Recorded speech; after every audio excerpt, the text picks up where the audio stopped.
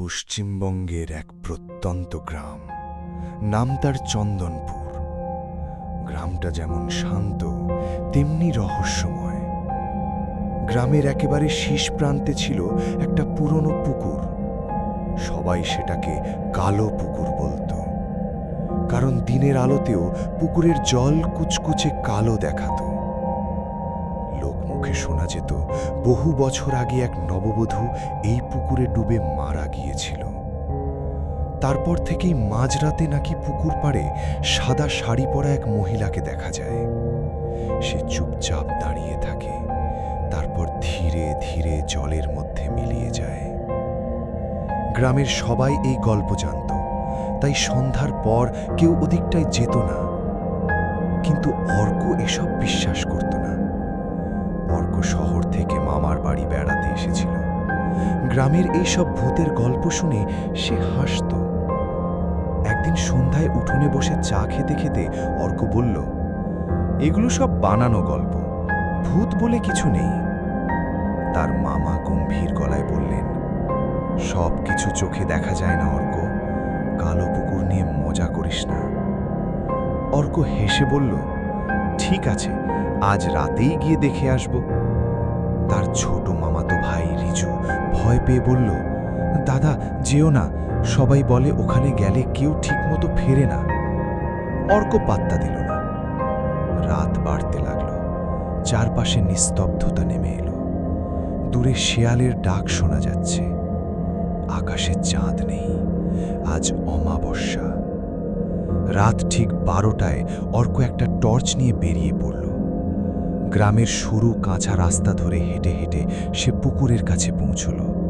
চারপাশে বিশাল বিশাল গাছ। বাতাস নেই, অথচ পাতাগুলো কেমন যেন কাঁপছে। অর্ক টর্চ জ্বালিয়ে চারপাশে তাকালো, কিছুই নেই। সে হেসে বলল, এগুলো সব ফালতু গল্প। ঠিক তখনই ঝপাত মনে হলো কেউ যেন পুকুরে ঝাঁপ দিল। অর্ক চমকে উঠে আলো ফেলল জলের দিকে, কিন্তু জল একদম স্থির। হঠাৎ তার কানে ভেসে এলো খুব আস্তে কারোর কান্নার শব্দ। একজন মহিলার কান্না। অর্কের বুকের ভেতরটা ধক করে উঠল। সে চারপাশে আলো ফেলল, কেউ নেই। কান্নার শব্দটা আবার এলো, এবার আরো কাছে। অর্ক ধীরে ধীরে পুকুরের ধারে এগোলো। আর তখনই সে দেখল, পুকুরের ঠিক মাঝখানে সাদা শাড়ি পরা একটা মেয়ে দাঁড়িয়ে আছে, জলের ওপর দাঁড়িয়ে। তার লম্বা চুল মুখ ঢেকে রেখেছে, মাথা নিচু। অর্কের হাত থেকে প্রায় টর্চ পড়ে যাচ্ছিল। সে কাপা গলায় বলল, কে তুমি? মেয়েটা ধীরে ধীরে মাথা তুলল, আর অর্কের বুকের রক্ত যেন জমে গেল। মুখটা মানুষের নয়, চোখ দুটো একেবারে কালো, ঠোঁট ছিঁড়ে অস্বাভাবিক হাসি। সে ফিস ফিস করে বলল, এতদিন পরে কেউ এলো। অর্ক দৌড়ে পালাতে গেল, কিন্তু পা নড়ছে না। মনে হলো কেউ তার পা শক্ত করে ধরে রেখেছে। সে নিচে তাকিয়ে দেখল, পুকুরের কালো জল তার পা জড়িয়ে ধরেছে। জলের ভেতর থেকে অসংখ্য হাত বেরিয়ে এসেছে, বরফের মতো ঠান্ডা হাত। অর্ক চিৎকার করল, বাঁচাও! সাদা শাড়ির মেয়েটা ধীরে ধীরে তার দিকে ভেসে আসছে, আরো কাছে, আরো কাছে। তারপর সে ফিস ফিস করে বলল, আমার সঙ্গে থাকো।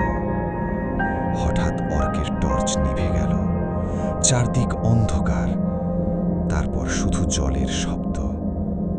পরদিন সকালে গ্রামের লোকেরা পুকুর পাড়ে অর্কের টর্চটা খুঁজে পেল, কিন্তু অর্ককে আর কোথাও পাওয়া গেল না।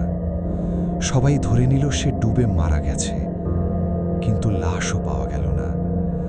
তারপর থেকে গ্রামের লোকেরা বলে, অমাবস্যার রাতে কালো পুকুরের ধারে দাঁড়ালে দুটো ছায়া দেখা যায়, একটা সাদা শাড়ির মেয়ে, আর তার পাশে এক যুবক দাঁড়িয়ে থাকে ফ্যাকাশে মুখে। দূর থেকে সে